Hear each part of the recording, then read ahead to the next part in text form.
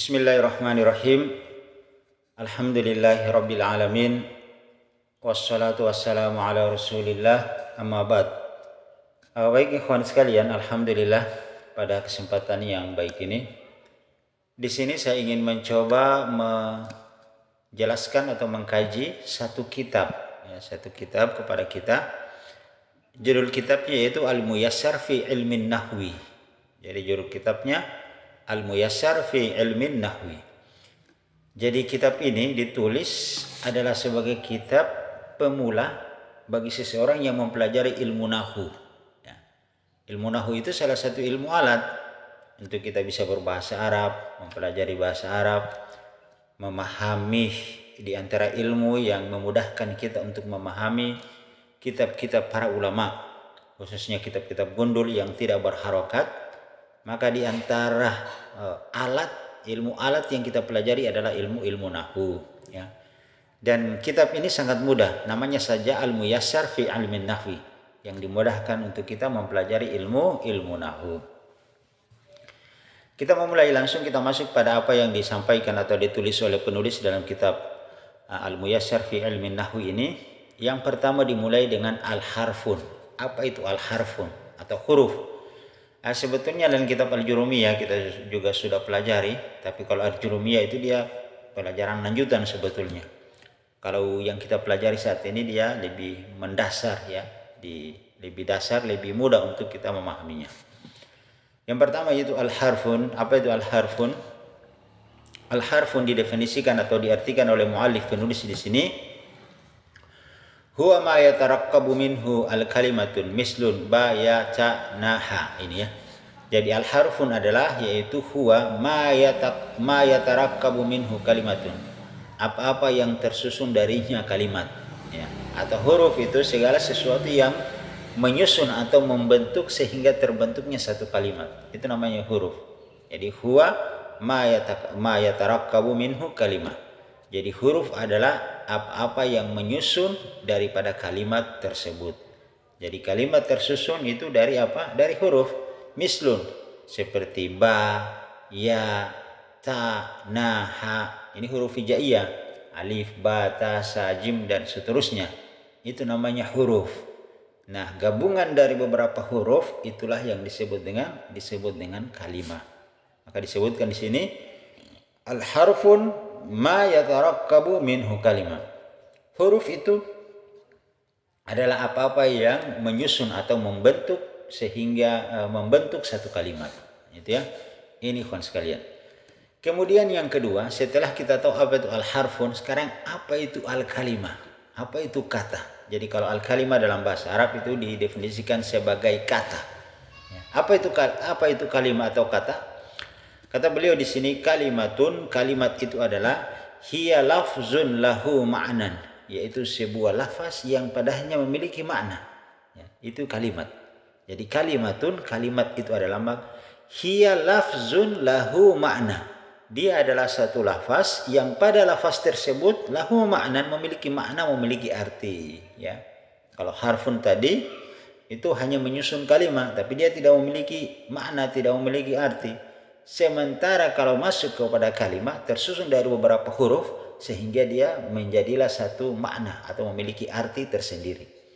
Misalnya contohnya di sini madrasatun, yaitu sekolah.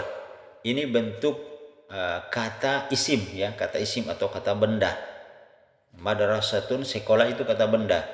Daftarun, buku tulis, itu kata benda. Mirsamun, pensil, itu kata benda, ya. Kemudian misalnya contoh dari kata kerja. Yaktubu, sedang menulis. Ini fi'il mudhari. Ya, nanti kita akan belajar apa itu fi'il madhi, fi'il mudhari, fi'il amar, itu semua dipelajari. Yaktubu, sedang menulis. Yaqra'u, sedang membaca. Yajlisu, sedang duduk. Yazhabu, sedang pergi. Ini contoh dari dari fi'il, ya, dari bentuk fi'il. Kemudian kalimat itu juga ada dalam bentuk kalimat. Di sini contohnya dia dalam bentuk huruf, tapi huruf yang memiliki makna, ya. Itu di sini kalau dilihat di sini adalah huruf jar, ya. Dan insya Allah semua ini akan kita pelajari, ya, sebagai biasanya kan belajar itu dia secara bertahap. Setelah kita belajar ini nanti semua ini kembali akan dijelaskan. Ya, makanya tidak bisa belajar itu dia misalnya tidak mempelajari halaman pertama langsung kita ke halaman yang kedua, nanti tidak nyambung seperti itu, ya. Jadi kita belajar itu harus secara bertahap, halaman 1, halaman 2, halaman 3, dia per halaman. Sebab kalau kita lompat terlewatkan satu halaman, itu biasanya akan terputus, kita tidak paham. Makanya di sini ketika diberikan contoh, misalnya ada tadi isim, ya, bentuk kata benda, kata kerja. Kemudian yang ketiga ada namanya ala, di atas, bi dengan, an dari, min dari, fi di atau di dalam, ila ke. Nah, ini apa? Ini juga kalimat, tapi kalimat yang mengandung makna. Ini disebut dengan huruf jar. Ada 14 huruf jar. Apa itu huruf jar? Bagaimana status kedudukan huruf jar kalau dia terdapat dalam satu kalimat? Apa fungsinya? Ya, apa gunanya? Ini semua nanti kita akan jelaskan ya teman-teman sekalian. Jadi itu yang kalimat. Jadi contohnya tadi ada 3. Kemudian kita masuk pada al-jumlatul mufidah, yaitu kalimat yang sempurna. Jadi ada tiga ya. Harfun, kalimatun, kemudian jumlatul mufidah, kalimat yang sempurna. Jadi dari huruf kemudian tersusun menjadi satu kalimat. Dari kumpulan beberapa kalimat itu disebut dengan jumlatul mufidah. Jadi jumlatul mufidah itu susunan dari beberapa kalimat. Saya ulangi, kalimat itu adalah merupakan gabungan dari beberapa huruf. Sementara jumlatul mufidah, kalimat yang sempurna itu adalah gabungan dari beberapa kalimat. Maka di sini kita dikatakan al-jumlatul mufidah, adapun kalimat yang sempurna, hiya, yaitu dia at-tarkibul ladzi yufidu faidatan tama wa tusamma aidan kalaman. Jadi ini ya. Jadi al-jumlatul mufidah, kalimat yang sempurna, hiya, yaitu at-tarkibu, adalah susunan kata alladzi yang yufidu faidatan tama, yang memberikan arti atau makna yang sempurna. Ya. Itu jumlatul mufidah. Jadi kita ulangi, hiya tarkibun. Jadi jumlatul mufidah, kalimat yang sempurna, dia adalah at-tarkibun, yaitu susunan dari beberapa kata. Alladzi, yang ketika kata itu disusun, yufidu faidatan tama, dia memberikan makna yang sempurna, memberikan arti yang sempurna. Wa tusamma aidan, maka dinamakan juga sebagai ucapan atau pembicaraan. Itu ya ikhwan sekalian. Wa tusamma aidan kalaman, disebut juga sebagai kalaman, ucapan atau pembicaraan. Mislun, contohnya kita berikan contoh di sini. Kata beliau, huwa yajlisu 'alal kursiyyun. Seorang anak laki-laki itu atau seorang laki-laki itu yajlisu 'alal kursiyyun, dia sedang duduk di atas kursi, ya. Maka ini kalimat yang sempurna, ada objek, ada subjek, ada predikat, semua ada di situ, ya. Kemudian contoh lain, ana aktubu fi daftarin, saya sedang menulis di atas buku tulis. Ya, ini juga kalimat yang sempurna, ada objek, ada subjek, ada predikat, semua ada, ya. Kemudian aliyun maridun, Ali sedang sakit, ya. Kemudian Ahmadu ustazun, Ahmad itu adalah merupakan seorang ustaz. Huwa ghaniyun, dia adalah seorang yang kaya raya, yang banyak harta. Nah, ini contoh namanya kalimat yang sempurna, jumlatul mufidah. Dia memiliki mana yang sempurna lengkap, ada objek, ada subjek, ada predikat dan seterusnya, ya. Yang sebagaimana tadi kita tidak sudah sebutkan. Kemudian ikhwan sekalian, ya, jadi ini 3 hal, ya. Jadi ada huruf, ada kalimat, ada jumlatul mufidah. Sekarang kita masuk kembali kepada yang pertama, yaitu aqsamul harfi, yaitu pembagian huruf atau jenis-jenis huruf. Jadi huruf itu ada 2 jenisnya, ya. Ada namanya harfun hijaiyatun atau mabaniyun, ya. Hijaiyun atau mabaniun, ada huruf hijaiyah dan huruf mabaniun. Kemudian yang kedua adalah ada harfun ma'niyun, ada huruf yang ma'niyun. Kalau hijaiyah ini dia tidak bermakna, mislun abata, contohnya alif bata sajim haha dan seterusnya. Nah, ini yang bentuk yang pertama. Kemudian aqsamul harfi, pembagian huruf yang kedua adalah harfun ma'aniun, yaitu huruf yang bermakna, ya. Ma'aniun, huruf yang bermakna, yang memiliki arti. Mislun, contohnya ikhwan sekalian seperti wa. Wa itu artinya dan, ya. Au, atau. Summa, kemudian. Min, dari. Nah, ini banyak nanti ya, kita akan jelaskan. Ini sebagai contoh saja. Bahwa ada huruf itu ada dua bentuknya, ada huruf hijaiyah dan ada huruf ma'ani, yaitu huruf yang bermakna, yang memiliki arti. Kemudian yang kedua, anwa'ul kalimah.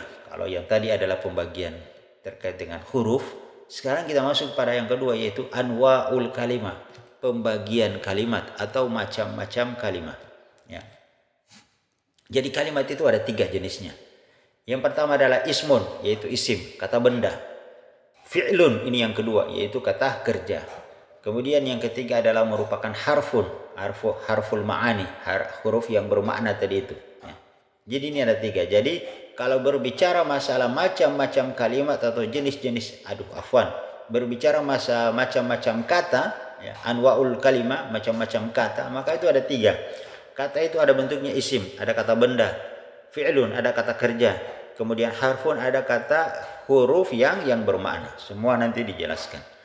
Yang pertama, ikhwan sekalian, al-ismun, yaitu isim, kata benda. Apa itu isim? Al-ismu huwa kalimatun dalat ala ma'nan walam tuktaran bizaman. Jadi ini, jadi isim itu adalah huwa kalimat, adalah sebuah kata dalat yang menunjukkan ala ma'nan, atas sebuah makna. Ya, jadi menunjukkan atas makna sesuatu. Walam tuktaran bizaman. Namun makna tersebut, arti satu benda, arti sesuatu tersebut itu dia tidak berkaitan dengan waktu. Tidak ada hubungannya dengan zaman. Maksudnya seperti apa? Saya berikan contoh gini, ikhwan sekalian. Misalnya contoh isim di sini. Muhammadun, ustadun, ustaz, seorang ustaz, tilmizun, seorang siswa, khailun, seekor kuda, kalbun, seekor anjing, kitun, seekor kucing, daftarun, buku tulis, mirsamun, pensil, tobashirun, ini adalah kapur tulis, syamsun, matahari, qamarun, bulan, asjarun, pohon. Perhatikan, ya, isim itu dia bisa berupa nama orang, nama benda, atau nama hewan. Itu namanya isim, kata benda. Jadi bisa nama orang, nama benda, atau nama hewan. Nah, perhatikan, al-ismun huwa kalimatun dalat ala ma'nan walam tuktaran bizaman. Jadi isim itu adalah sebuah kata yang menunjukkan makna sesuatu yang tidak ada hubungannya dengan waktu. Artinya, kawan sekalian, ketika kita panggil seseorang Muhammadun, namanya si Muhammad dia, maka Muhammad itu dia gunakan sejak kecil, saat ini, dan akan datang. Tidak akan pernah berubah, namanya Muhammad, ya tetap Muhammad. Sama dengan ustazun, seorang ustaz. Panggilan seorang ustaz dari dulu, saat ini, dan yang akan datang itu tidak akan pernah berubah. Tetap dia ustaz.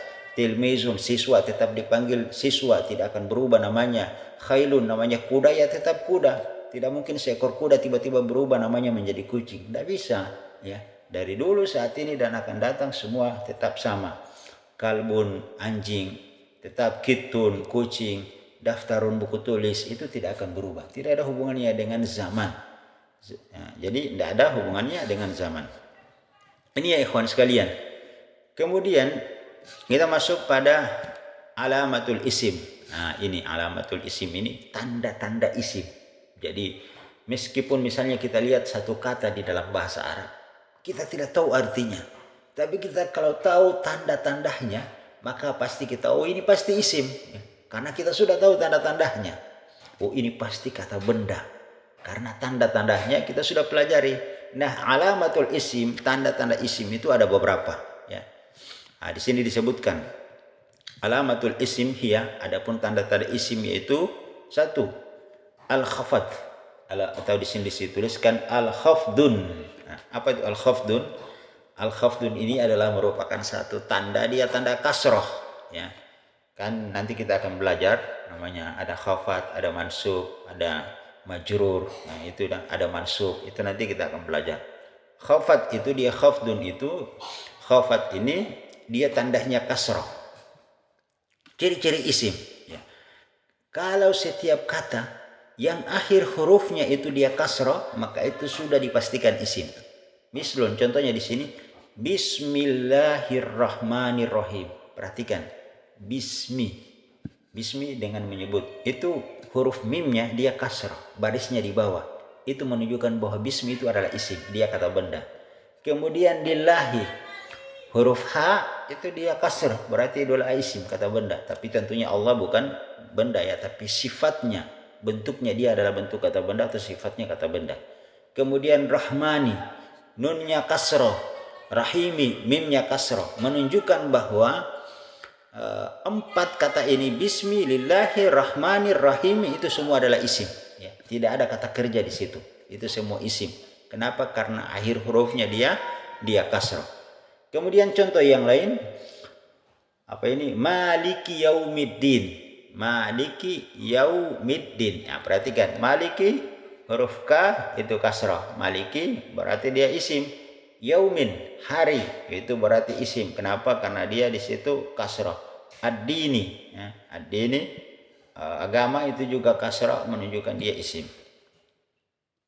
Jadi jadi tanda yang pertama bahwa itu kata itu adalah isim. Dia huruf terakhirnya selalu berharakat kasrah, bergaris bawah. Itu dengan khafdun, ya, khafdun. Jadi kita sudah bisa tahu, oh ini dia kasrah di bawahnya. Berarti sudah bisa dipastikan bahwa itu adalah merupakan isim atau kata benda. Kemudian ikhwan sekalian, yang kedua adalah at-tanwinu, yaitu dia bertanwin. Ya, tanwin itu kan ada tanwin an, in, un. Ya. Jadi setiap kata yang akhir hurufnya dia tanwin an, in, un, maka itu dipastikan adalah isim, kata benda. Mislun, contoh, rojulun, seorang anak laki-laki. Lun itu domatain, rojulun berarti dia itu isim, seorang anak laki-laki. Imra'atun, seorang anak perempuan. Waladun, seorang anak kecil laki-laki. Bintun, seorang anak kecil perempuan, ya. Rajulun, imra'atun, waladun, bintun, semua adalah at-tanwin, ya. Jadi dia tanwin, ya, itu ciri yang kedua. Kemudian ciri yang ketiga, bahwa kata tersebut adalah merupakan isim, yaitu al-alif wal lam. Dia kemasukan alif dan lam. Jadi setiap kata yang di depannya ada alif dan lam itu sudah bisa dipastikan adalah isim. Misalnya contohnya di sini adalah al-ustazun, seorang ustaz. Perhatikan ada alif dan lam. Al-ustazun itu menunjukkan bahwa ustaz itu adalah isim. Kan isim tadi bisa nama orang, nama benda, atau nama hewan atau nama pohon dan seterusnya.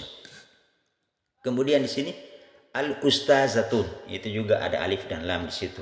Kemudian at-talibun, seorang siswa laki-laki. At-talibatun, seorang siswa perempuan. Perhatikan semua ada alif lam. Maka setiap kata yang diawali dengan huruf alif dan lam, alif wal lam, itu sudah dipastikan dia adalah merupakan kata isim. Itu ciri yang ketiga, alamatul isim. Ciri-ciri atau tanda-tanda isim yang ketiga. Ya. Kemudian yang keempat, ikhwan sekalian, huruful jar. Ya. Dia kemasukan huruf jar. Kita katakan huruf jar itu ada 14. Nanti kita akan jelaskan semua 14 huruf jar. Jadi setiap kata yang diawali dengan huruf jar itu sudah dipastikan isim. Jadi ada 14 huruf jar. Jadi setiap 14 huruf jar ini mendahului satu kata, maka dipastikan kata setelahnya adalah merupakan isim. Contoh, huruf jar adalah min, dari.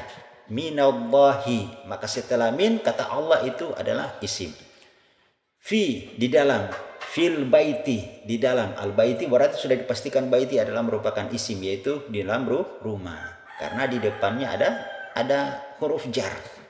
Kemudian ila, ke, ini juga huruf jar, ya. Huruful jar. Ilal masjid, ke masjid, sudah dipastikan bahwa masjid itu adalah isim. Kenapa? Karena ada huruf ila sebelumnya, yaitu huruf jar. Ala, di atas. Alal kursiun, di atas kursi. Nah, itu sudah bisa dipastikan bahwa kursi adalah merupakan isim karena ada huruf jar di depannya. Maka ikhwan sekalian, ini ya, ini ada terkait dengan alamatul isim. Kemudian kita langsung masuk pada huruful jar, ya, jadi huruful jar. Nah, ini tadi kita masuk pada huruful jar, ya. Adapun huruf jar yaitu Yang pertama min, contohnya minan nasi ya. Jadi min, jadi kalau ada, jadi gini, kalau kita misalnya temukan dalam misalnya satu kitab Arab gundul, ada setiap huruf jar yang mendahului setiap kalimat, maka pasti huruf terakhirnya harus dibaca majrur berharokat khafat atau kasroh, yang berharokat kasroh. Seperti di sini minan nasi, tidak boleh dibaca minan nasa atau minan nasu. Kenapa? Karena min itu di situ huruf jar, maka huruf sin dia harus jar, dia harus kasrah. Tidak boleh dibaca minan nasu, minan nasan atau minan nasun, tidak bisa ya. Minan nasi dia harus majrur berharakat kasrah. Sama dengan ila ila suki ke pasar. Tidak boleh dibaca ila suka, ila suku, tidak bisa, harus ila suki. Kenapa? Karena ada huruf jar di depannya. Kemudian yang kedua dari anin nabiyyi, dari Nabi sallallahu alaihi wasallam. Tidak boleh dibaca anin nabiyyu atau anin nabiyah, tidak boleh. Kenapa? Karena ada huruf jar di situ. Kemudian ala, di atas, alal maktabi, di atas meja, tidak boleh dibaca alal maktabu atau alal maktabah. Kemudian fil baiti, di dalam rumah, tidak boleh dibaca fil bait atau fil baitu, tidak bisa ya. Dia harus berharokat majrur atau khafat ya, dia tandanya kasrah. Kemudian rubbah, kebanyakan, contohnya di sini rubba rajulin karimin, kebanyakan laki-laki itu memiliki akhlak yang mulia. Rubba rajulin karimin ya, ini nanti lagi kita akan bahas. Ada dua isim di sini. Kenapa satunya dia menjadi kasroh lagi di yang kalimat karimin itu nanti ada penjelasannya. Rubba rajulin, kebanyakan laki-laki. Perhatikan rajulin. Kenapa dia di situ kasratain rajulin, bukan rajuli saja. Kenapa bukan rubba rajuli karimi? Kenapa harus rubba rajulin karimin? Nah, itu sudah kita bahas ini ya pada pelajaran kitab Durusul Lughah, bisa dilihat kembali ya, itu namanya isim. Ada bentuk-bentuk isim itu yang sudah kita jelaskan di kitab Durusul Lughah. Kemudian kita lanjut saja dulu ya, ini kita fokus kepada kitab ini. Kemudian al-ba'u yaitu huruf ba ya. Itu huruf ba di antara huruf jar. Contohnya bil kalami dengan pena, bil mirsami dengan pensil ya. Kemudian yang kedua ada al-kafu yaitu huruf kaf, yaitu seperti kal kamari, seperti bulan, maksudnya keindahan, ketampanan, kecantikan wajahnya. Kal kamari seperti bulan. Kal asadi, maksudnya keberaniannya, kejantanannya, kekuatannya seperti kal asadi, seperti singa jantan yang pemberani. Nah, itu maksudnya sifat ya. Kemudian al-lamu yaitu huruf lam seperti lillahi, lirrasulillahi. Nah, ini semua ya, lillahi, lirrasulillah, semua katanya di akhir katanya itu untuk huruf terakhirnya selalu dia majrur berharakat kasrah, seperti fil baiti dan seterusnya. Ya, jadi ini ikhwan sekalian ya, kita sudah bahas, kita cukupkan sampai di sini ya. Jadi anwaul kalam kita sudah membahas, ada 3, ada isim, ada fiil dan harfun, yaitu isim tadi kita sudah jelaskan tanda-tanda isim, alamatul isim, kemudian huruf jar. Nanti di pertemuan yang akan datang kita sudah akan bahas terkait dengan al-fi'lun, yaitu kata kerja. Apa itu kata kerja? Apa tanda-tandanya kata kerja? Bahwa itu adalah kata kerja. Kemudian ada yang ketiga al-harfun. Ini juga kita akan bahas nanti ya. Nah, kita cukupkan sampai di sini.